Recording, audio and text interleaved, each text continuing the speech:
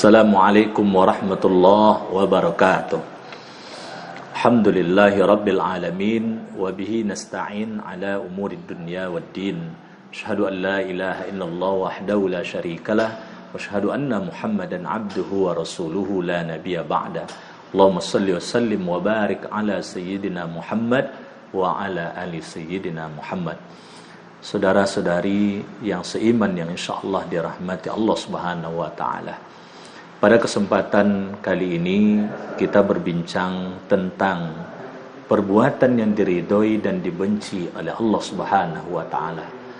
Dasar kajian kita adalah hadis Rasulullah sallallahu alaihi wasallam yang diriwayatkan dari Abu Hurairah yang ditakhrij oleh yang mukharijnya adalah Imam Muslim, lalu Imam At-Tabrani dan Imam Ahmad bin Hanbal.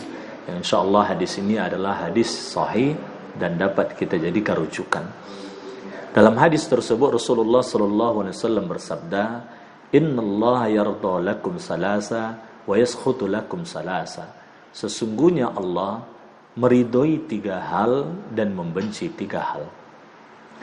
Yardha lakum an ta'buduhu wa la tusyriku bi syai'a wa an ta'tasimu bihablillahi jami'an wa la tafarraqu wa an tunasihu ma wallahu Allahu amrakum. Allah meridhoi pertama orang yang senantiasa menghambakan diri kepada Allah dan tidak pernah mensekutukan Allah dengan sesuatu apapun. Yang kedua, orang yang senantiasa berpegang teguh pada tali agama Allah dan tidak pernah berpecah belah. Yang ketiga, orang yang mampu memberikan nasihat kepada orang yang diberikan amanah untuk mengurus urusannya. Wa yaskhutu, sedangkan orang yang dibenci oleh Allah, yang 3 hal dibenci oleh Allah tersebut, pertama adalah qila wa qala, orang yang banyak berbicara tanpa kemudian memiliki dasar dan sumber yang akurasi kebenarannya itu masih dipertanyakan. Yang kedua, wa idhatul mal, orang yang menyia-nyiakan harta. Dan yang ketiga, wa kasratus su'al, orang yang banyak bertanya, orang yang banyak meminta. Maka melalui hadis ini Rasulullah SAW menginginkan kita menjadi orang yang diridhai oleh Allah dan menjauhkan diri kita dari orang yang dibenci oleh Allah. Untuk kemudian menjadi orang yang diridhai oleh Allah, pertama kata Rasul dalam hadis tersebut, senantiasalah menghambakan diri kepada Allah, jangan pernah sekutukan Allah dengan sesuatu apapun. Saudara-saudariku yang dirahmati Allah, kita hidup di dunia ini memang tujuannya adalah untuk menghambakan diri kepada Allah. Wa idz qala rabbuka lil malaikati inni ja'ilun fil ardi khalifah. Dan dalam ayat lain diingatkan, wa ma khalaqtul jinna wal insa illa liya'budun. Melalui 2 ayat ini Allah mengingatkan pada kita ada 2 tujuan kita diciptakan dan ditempatkan di dunia ini. Pertama adalah sebagai khalifatullah fil ard, memelihara alam raya ini beserta isinya, dan yang kedua adalah menghambakan diri kepada Allah Subhanahu wa taala. Oleh sebab itu kita tidak boleh menghambakan diri kepada makhluk Allah. Menghambakan diri baik dalam bentuk lisan, dalam bentuk etikad keyakinan dalam hati, apatah lagi dalam bentuk perbuatan. Nah, oleh sebab itu, kita hidup di dalam kehidupan dunia ini adalah sebagai ujian siapakah di antara kita yang terbaik amal ibadah kita. Allazi khalaqal mauta wal hayata liyabluwakum ayyukum ahsanu amala. Dialah Allah yang telah menciptakan kita. Tiada lain, tiada bukan, diciptakannya kematian dan kehidupan tersebut adalah sebagai ujian siapakah yang terbaik amal ibadahnya. Maka menjadilah orang yang terbaik amal ibadahnya. Yang kedua, Allah sangat suka dan ridho kepada orang yang senantiasa berpegang teguh pada tali agama Allah dan tidak pernah bercerai-berai. Oleh sebab itu, kita jaga agar kemudian persaudaraan terjalin dengan erat, agar kemudian silaturahim tersambung dengan baik. Apa tanda orang yang menjalin persaudaraan dan silaturahim tersebut? Adalah orang yang menyisihkan bagian hartanya sebelum orang lain meminta kepadanya. Karena dia telah menyisihkan bagian hartanya, ketika datang orang meminta kepadanya, dia sudah siapkan harta tersebut. Yang kedua, orang yang menjalin silaturahim dan persaudaraan adalah orang yang melapangkan hatinya Sehingga ketika ada orang lain berbuat salah kepada dirinya, tanpa dia menunggu orang itu minta maaf, dia telah maafkan orang tersebut.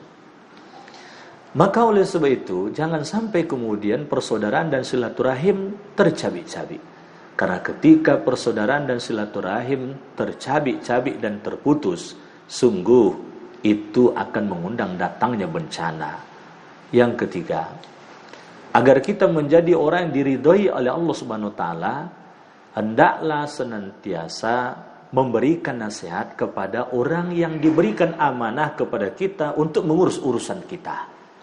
Mungkin kita kerja di kantor, kita punya pimpinan, ketika salah lalu kemudian kita mampu mengingatkannya tanpa mempermalukannya di hadapan orang lain, kita mampu menasihatinya. Sungguh inilah yang dimaksud oleh hadis poin yang ketiga ini. Jangan sampai kemudian ketika pimpinan kita keliru dan salah, tapi kemudian kita tidak nasihati karena takut dengan resiko menasihati pimpinan tersebut. Itulah yang biasa diistilahkan asal bapak senang.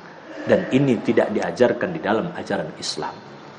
Saudara-saudariku yang insya Allah dirahmati Allah. Lalu janganlah kita menjadi orang yang dibenci oleh Allah. Siapa orang yang dibenci oleh Allah Subhanahu wa taala tersebut? Adalah mereka yang senantiasa banyak meminta, banyak bertanya. Adalah orang yang senantiasa menyia-nyiakan harta mereka. Maka oleh sebab itu dalam kehidupan ini jangan sampai kemudian kita menyia-nyiakan harta yang kita miliki. Jangan sampai kita melakukan perbuatan mubazir. Silakan cari harta, tapi jadikan harta kita untuk beribadah kepada Allah Subhanahu wa taala. Jangan sampai justru harta kita mengantarkan diri kita dalam kegelisahan, dalam kehancuran baik dalam kehidupan dunia ataupun dalam kehidupan akhirat. Ketika kita mengalami kesulitan, maka poin hadis ini mengingatkan pada diri kita, jangan buru-buru kemudian meminta kepada orang lain. Selagi badan ini masih bisa digerakkan untuk bekerja dan berusaha, bekerja dan berusahalah. Karena sungguh dengan bekerja dan berusaha tersebut, insya Allah rezeki yang kita peroleh akan berkah. Tapi ketika badan kita masih bisa digerakkan untuk bekerja, lalu dengan kesulitan hidup, alasan itu kemudian kita jadikan untuk meminta. Rasul mengingatkan pada diri kita bahwa sungguh dengan meminta itu kita telah berupaya untuk menutup pintu rezeki kita. Nah oleh sebab itu hadirin yang dirahmati Allah Subhanahu wa taala, jauhkanlah diri kita dari hal yang dibenci oleh Allah, jadilah kita sebagai orang yang diridhoi dan disukai oleh Allah Subhanahu wa taala. Demikian, terima kasih atas segala perhatian. Mohon maaf atas khilaf dan salah. Assalamualaikum warahmatullahi wabarakatuh.